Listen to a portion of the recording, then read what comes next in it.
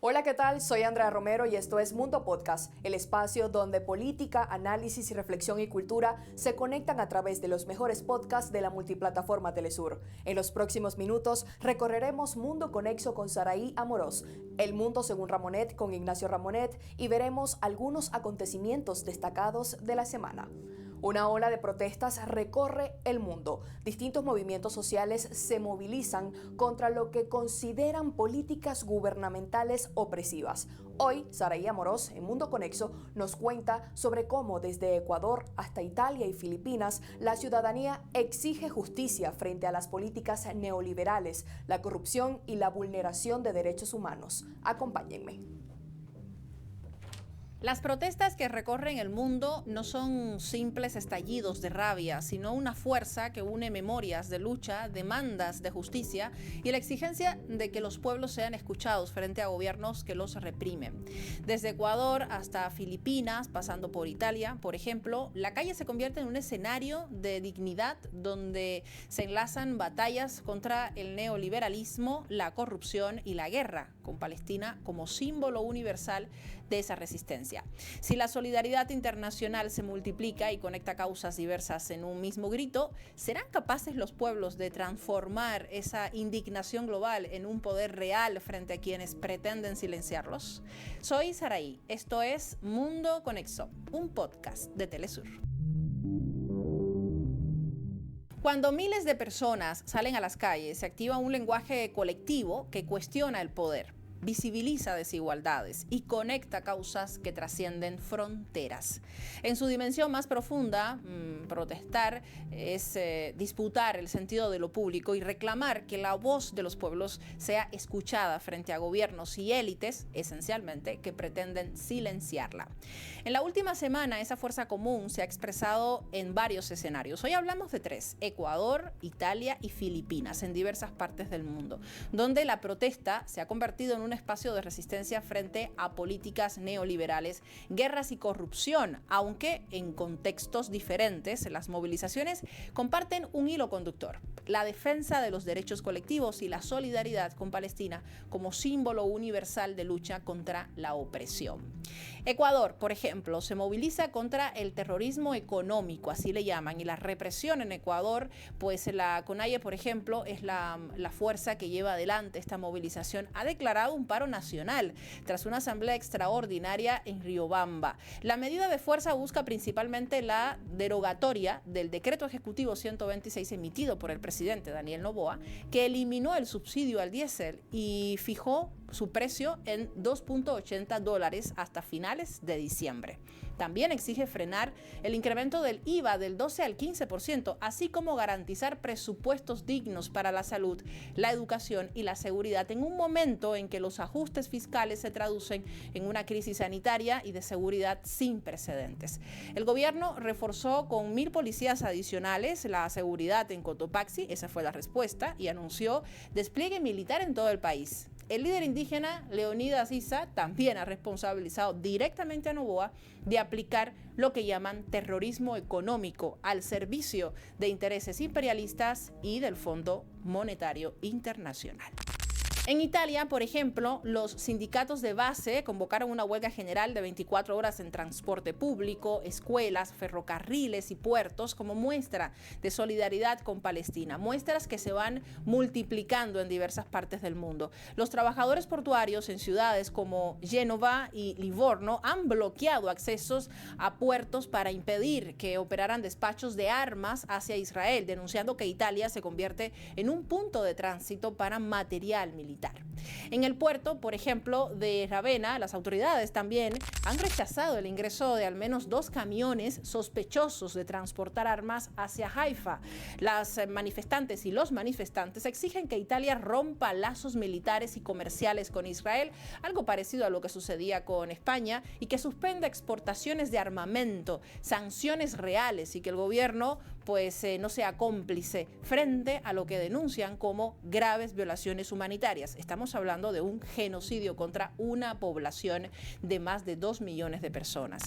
Mientras en Filipinas, bajo el nombre de Marcha del Billón de Pesos, decenas de miles de personas han tomado también las calles el pasado 21 de septiembre para denunciar un escándalo de corrupción masiva en proyectos de control de inundaciones que involucran, imagínense, entre 9 y 10 mil millones de dólares desde el año 2022.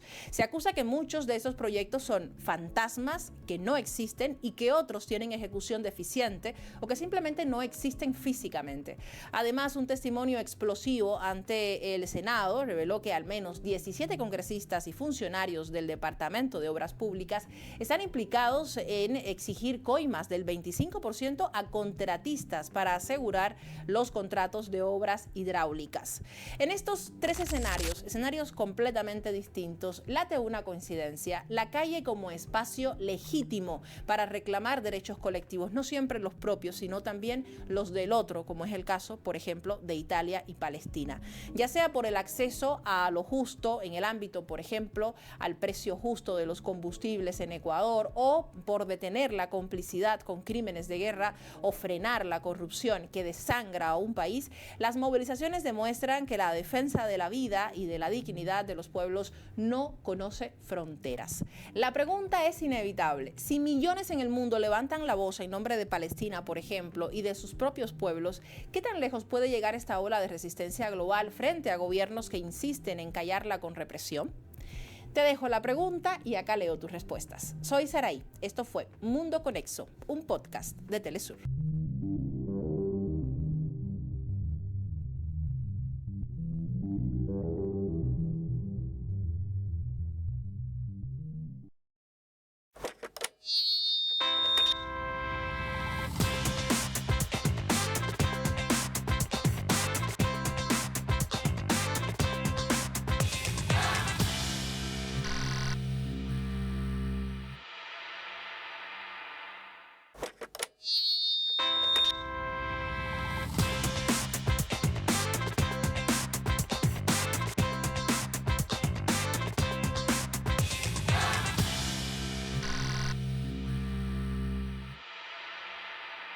Continuamos con este segundo segmento de Mundo Podcast. El analista internacional Ignacio Ramonet señaló lo ocurrido en la 80ª sesión de la Asamblea General de Naciones Unidas, donde surge la pregunta: ¿está la ONU en crisis? Los discursos de los líderes mundiales se cruzan con un escenario marcado por guerras, tensiones diplomáticas y la pérdida de confianza en las instituciones internacionales. El periodista reflexiona sobre este tema y cómo el mundo avanza hacia un orden multipolar cada vez más complejo. A continuación, los detalles en este episodio de El Mundo según Ramonet. Hola, ¿qué tal?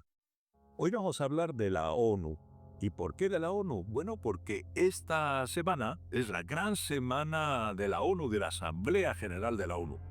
Esta semana se suceden en la sede de Naciones Unidas en Nueva York casi 200 jefes de Estado y de Gobierno que vienen a participar en esta Asamblea General y que toman la palabra en la tribuna de Naciones Unidas. Por consiguiente, es la gran semana y además es el 80 aniversario de la ONU. La ONU se creó en 1945, hace 80 años, por consiguiente, y evidentemente es una institución que está hoy en crisis, como todos sabemos. Y se creó, claro está, en la atmósfera de la victoria de la Segunda Guerra Mundial contra el hitlerismo, contra el fascismo, contra el nazismo, contra el militarismo japonés, y los vencedores de esta guerra, esencialmente la Unión Soviética, Estados Unidos, el Reino Unido, Francia y también China.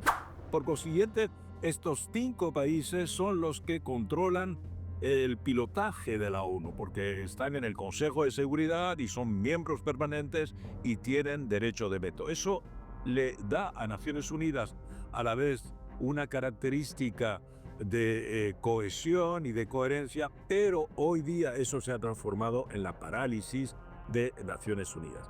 Cuando Naciones Unidas se crearon, evidentemente era una gran, digamos, ventaja, un gran avance en la situación internacional, porque se creó esencialmente con 3 objetivos principales. Primero, garantizar la paz, ¿verdad? Terminar con la guerra y hacer que se evitaran las guerras mediante la negociación. Segundo, favorecer el desarrollo, hacer que los países pudieran ayudarse con planes de progreso de manera a poder salir de la situación en la que se encontraban, que se llamaba entonces el subdesarrollo, y pensemos que en 1945 más de la mitad de la humanidad aún estaba bajo el colonialismo, ¿verdad? También el tercer objetivo era pues defender, proteger, promover los derechos humanos. Los derechos humanos, es decir, defender a todas las minorías, e incluso a las mayorías, como por ejemplo pueden ser las mujeres, y desarrollando una política que protegiera a las personas perseguidas por el color de su piel, por su religión, por su nacionalidad, por su etnia, por su cultura, por su lengua. Bien, entonces estos tres objetivos son muy importantes y y Naciones Unidas ha ido desarrollándolos hasta la crisis reciente. Desde hace unos 10 años, Naciones Unidas no consigue avanzar y está en crisis. Primero porque los Estados Unidos, ya en el primer mandato de Donald Trump es un anti-multilateralista, por consiguiente es un evidentemente nacionalista, populista, y cree más bien en la ley del más fuerte y en el egoísmo nacional que en la solidaridad internacional, y por consiguiente ya empezó limitando. Recuerden que se salió de la UNESCO, por ejemplo, una de las instituciones del sistema de Naciones Unidas más importantes, y desde que en enero pasado volvió a la presidencia de Estados Unidos, ya se ha salido de la OMS, Organización Mundial de la Salud, con lo cual evidentemente no favorece este proyecto de desarrollo. Se ha salido del Consejo Mundial de Derechos Humanos, que cuya sede está en Ginebra, y también esto es para precisamente no favorecer la protección de los derechos humanos a través del mundo.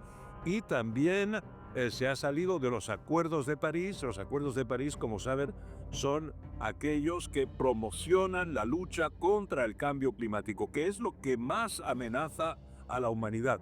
Bien, y por otra parte, por consiguiente, también Estados Unidos, el presidente Donald Trump, le ha retirado el financiamiento de la ONU. Pero ese no es el problema principal de Naciones Unidas, que no está cumpliendo su misión.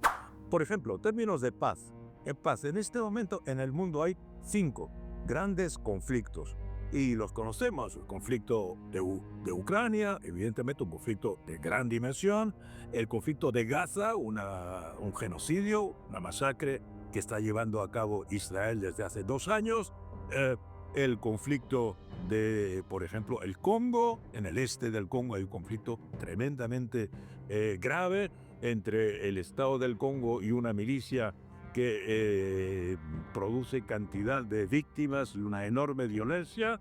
El conflicto del Sudán, en el Darfur en particular, una zona de Sudán, está cometiéndose en este momento en una guerra civil y están cometiéndose unas masacres excepcionales y dramáticas y terribles, y el mundo entero no se interesa por este crimen. En este momento hay una serie de ciudades asediadas y con muy amenazada, una población civil muy amenazada, y por fin está el conflicto también de Myanmar, lo que antes se llamaba Birmania. Todos estos conflictos, sin hablar de otros que hay en el mundo, estos son los principales, Naciones Unidas se ve impotente para, por ejemplo, en la situación de Gaza, una situación de tanta injusticia, una situación que levanta digamos, la protesta mundial en este momento, en la Asamblea General de Naciones Unidas. Esto demuestra que Naciones Unidas no realiza su principal misión, que es el garantizar la paz a través del mundo, porque el Consejo de Seguridad no está funcionando en razón del abuso del derecho de veto. Si hablamos de derechos humanos, hay un retroceso muy generalizado, como lo estamos viendo, por ejemplo, lo que Donald Trump ha hecho también en el Caribe, bombardeando 4 embarcaciones en las que pretenden traficantes de droga, donde él bombardeó y mató a personas. Esto no lo garantiza ni lo permite ninguna ley internacional. Sin embargo, lo está haciendo, y también Naciones Unidas no lo sanciona, ni ninguna organización de Naciones Unidas. Entonces, vemos que en las 3 misiones principales de la ONU no se están cumpliendo. El secretario general de la ONU, Antonio Guterres, portugués, socialista, trata de hacer lo que puede, pero evidentemente está en dificultades. Esto hace que, por eso ha surgido ahora los BRICS, ¿verdad? Un poco como en representación del sur global, que no está suficientemente representado en el Consejo de Seguridad de Naciones Unidas. Los BRICS no es que quieran crear una nueva ONU, lo que quieren crear es un contrapeso para que los occidentales, los países del norte, que siguen controlando las instituciones multilaterales, no tengan tanto peso y compartan más para que el mundo sea más igualitario, como se quería en 1945. Pues sigan con mucha atención lo que pasa esta semana en la sede de Naciones Unidas y pues ya hablaremos de esto la semana próxima. Hasta la semana próxima.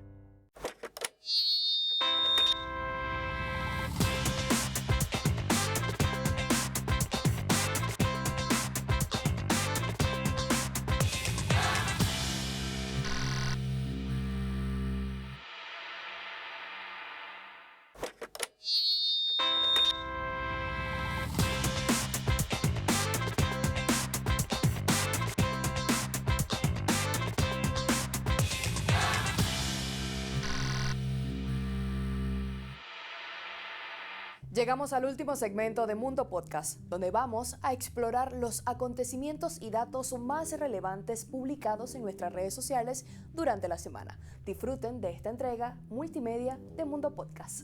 Nuestro viaje nos traslada a 3 de las maravillas del mundo. La Amazonía, que posee un papel crucial en la regulación del clima a través de sus ríos voladores. Las cataratas del Iguazú, cuyo paisaje simboliza la fuerza y majestuosidad del agua. Y la montaña de la Mesa de Sudáfrica, un ícono de la geología y la flora a nivel global. Aunque se encuentran en continentes distintos y tienen características únicas, todas comparten un valor significativo para el planeta y para la humanidad.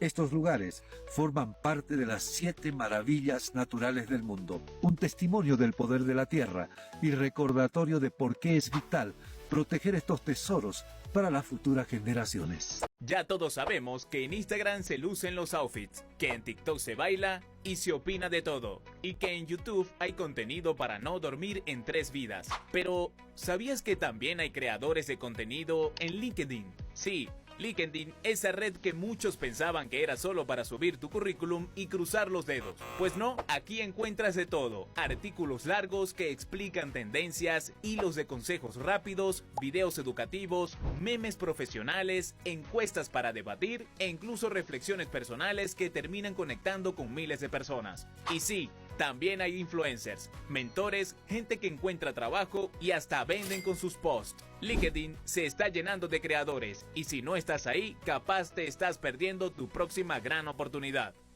Saludos viajeros y viajeras del saber. Para quien les habla Jack Bravo, es un inmenso placer reconectarnos con ustedes en nuestra multiplataforma de Telesur para comentarles cómo fueron los 4 días de la Feria Internacional de Telecomunicaciones de Venezuela, FITELVEN 2025, un espacio que conglomeró a 184 expositores en 250 stands repartidos y distribuidos en 5.400 metros cuadrados en una estación espacial donde el público venezolano cada día durante el 18 de septiembre al 21 de septiembre pudieron disfrutar de las bondades del 5G, la fibra óptica, la ciberseguridad, la inteligencia artificial, la robótica y hasta cursos, talleres y especializaciones en áreas determinantes para las telecomunicaciones. Acá, desde la FITELVEN, se pudieron apreciar diferentes proyectos, alianzas estratégicas, coworking, servicios digitales y todas esas herramientas que están transformando a la nación venezolana y que están captando también la atención de países invitados como Perú, Colombia, Brasil, Irán, China y otros interesados en constituir y comprobar de primera mano que Venezuela se está constituyendo como uno de los hubs tecnológicos más determinantes para el sur global.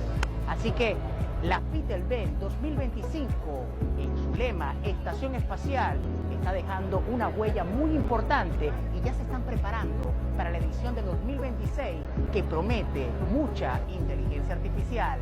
Será hasta la próxima cuando nos reencontremos por nuestra multiplataforma de Telesur. Saludos, viajeros y viajeras del saber. El cuerpo humano está formado por entre 30 y 40 billones de células, cada una con una función específica. El agua representa el 80% del contenido de cada célula, lo que quiere decir que sin una hidratación adecuada, funciones vitales como el metabolismo, la replicación celular y la eliminación de toxinas se ven comprometidas. Hoy en día existen muchas opciones hidratantes en el mercado: aguas alcalinas, bebidas energéticas, bebidas deportivas y otras fórmulas. Pero la ciencia es clara. Para la mayoría de las personas, el agua potable común es suficiente para mantener la hidratación y una buena salud celular. Hidratarse no es una moda, es una necesidad biológica.